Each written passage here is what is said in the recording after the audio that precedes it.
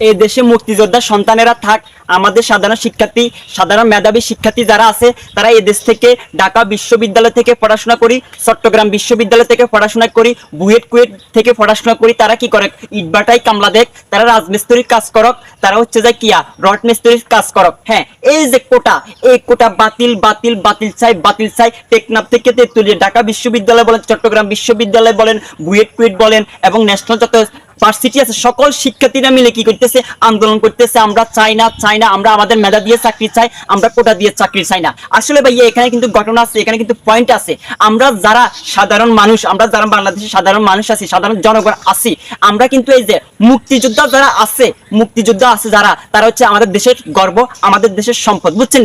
এখন হচ্ছে যে কি আমরা সাধারণ শিক্ষার্থী, মেধাবী শিক্ষার্থী যারা আছি, এই যে মুক্তিযোদ্ধার নাতিপুতি যারা আছে তাদেরকে চিকিৎসা ভাতা বলেন এবং কি এই যাতায়াত ভাতা বলেন, বাস ভাড়া বলেন, তারপরে যা আপনার হচ্ছে যায় সকল সুযোগ সুবিধা দেওয়া হোক। তবে এখানে একটা কথা আছে, কোনো সাধারণ শিক্ষার্থী কিংবা কোনো সাধারণ শিক্ষার্থী, কোনো ভার্সিটির শিক্ষার্থী, কোনো শিক্ষক কোনোদিন কিছু বলছে, কোনো আপত্তি জানাইছে, জানায় নাই। কারণ আমাদের এখানে একটাই চাওয়া, সব চিকিৎসা ভাতা বলেন, শিক্ষা ভাতা বলেন, সব ভাতা তাদেরকে বেশি করে দেওয়া হোক। তবে একটা জিনিস বাদ দিতে হবে, সেটা হচ্ছে যে কিয়া কোটা, কোটাটা বাদ দিলে সাধারণ শিক্ষার্থী, মেধাবী শিক্ষার্থী যারা আছে, অজপাড়া গ্রামে যারা মেধাবী শিক্ষার্থী আছে তাদের মূল্যায়ন হইব।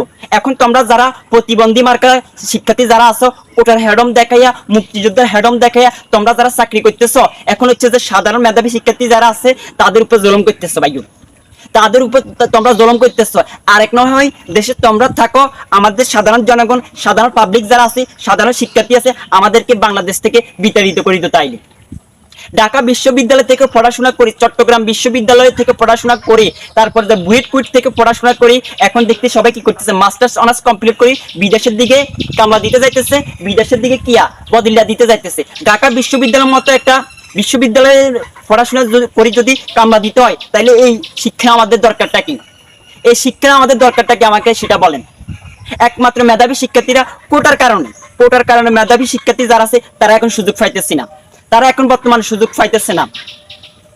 আমার দাদা হচ্ছে যে কি মুক্তিযোদ্ধা, তার সুবাদে, তার ভালোবাসায়, তাকে সম্মানে ফ্রিডম ফাইটার হিসাবে আমার আব্বাকে একটু সুযোগ সুবিধা দেওয়া যাক, আমার আব্বাই ভোগ করতে পারবো। সেই জায়গাতে আমার দাদার ছেলে, তারপরে যে আমি নাতি, 3 নম্বর ব্যক্তি এত সুযোগ সুবিধা ব্যবহার করার কাজটা কি? তাও করতেছে। সম্পত্তি যাই আছে, যাতায়াত ভাড়া, বিভিন্ন ভাতা, সব ভাতা কিন্তু কারা? মুক্তিযোদ্ধার নাতিপুতি খাইতেছে। সেখানে আমাদের সাধারণ শিক্ষার্থীর কোনো কি নাই, কোনো আপত্তি নাই। আপত্তি হচ্ছে যে এক জায়গায় কোটাটা বাতিল করে দিই, আমাদের সাধারণ শিক্ষার্থী, মেধাবী শিক্ষার্থীদেরকে একটা সুযোগ করে দেখ। ভাইয়া যুক্তিতে মুক্তি মিলে সে কথা মানেন, না মানলে আস্তে করে সিফে যায় মরেন। হ্যাঁ, এটা গরিব দুঃখী মেহনতি মানুষের সংসদ, এখান থেকে তেলবাজির দালালি করা চলে না। মল্লিকা আপনে বাইসটা ইতিহাসে, বুঝছেন ভাইয়া? নয়তো আপনারা দেশে থাকেন, সাধারণ শিক্ষার্থী যারা আছে তাদেরকে দেশ থেকে বিতাড়িত করে দেন। না হয় কোটা বাতিল করেন, না হয় সাধারণ শিক্ষার্থী, মেধাবী শিক্ষার্থী যারা এই দেশের গর্ব হয়ে একদিন বুক উঁচু করে দাঁড়াবো, তাদেরকে দেশ থেকে বিতাড়িত করে দেন। না হয় কোটাটা বাতিল করে দেন। কোটা নিয়ে কোনো কোটা থাকা দরকার নাই। কোটা বাদে সকল মুক্তিযোদ্ধাদেরকে সব সুযোগ সুবিধা দেওয়া হোক, সেখানে কোনো মেধাবী শিক্ষার্থী, সাধারণ শিক্ষার্থীদের কোনো আপত্তি নেই, বুঝছেন ভাই? ঠিক আছে, সবাই ভালো থাকেন, যুক্তিতে মুক্তি মিলে সে কথা মানবেন, না মানলে আস্তে করে সিফে যাইয়া মরবেন। এটা গরিব দুঃখী মেহনতি মানুষের সংসদ থেকে সবসময় অন্যায় অবিচারের বিরুদ্ধে আলোচনা করা হয়। সবাই ভালো থাকবেন, আসসালামু আলাইকুম।